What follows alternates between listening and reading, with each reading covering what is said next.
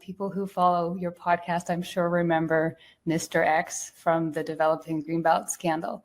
When the Integrity Commissioner first released a report on Minister Clark, former Minister Clark, and the Greenbelt scandal, there was one person he didn't name. He called this guy Mr. X because this person was under investigation for unregistered illegal lobbying.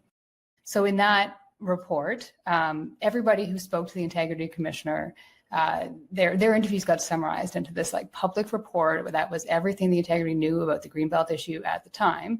Mr. X was not interviewed. Fast forward almost 2 years later, and this Mr. X, his name is John Mutton, he's former mayor of Clarington and a development consultant. He has been sanctioned for unregistered lobbying and banned from lobbying in Ontario for 2 years. He decided to release a podcast. Action. Live from Murderer's Row Bar is the first Mr. X Files with me, John Mutton, Mr. X, and my co-host, Ben Fudge. And made an accusation against Minister Piccini. 2 years ago, just prior to that provincial election, so not the last one, the one previous, I was at a fundraiser for then Minister of the Environment, Conservation and Parks, David Piccini, and we heard about it then.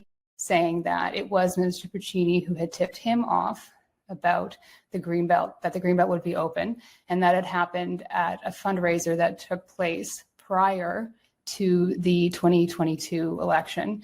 And I think your listeners will remember that the whole Greenbelt thing happened a few months the year after the 2022 election in November, following the June election.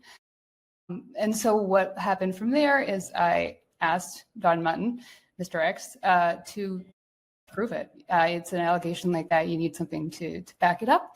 And what he did was sent me an interview that he had given the Integrity Commissioner when he was investigated on the lobbying issue that had never before been made public.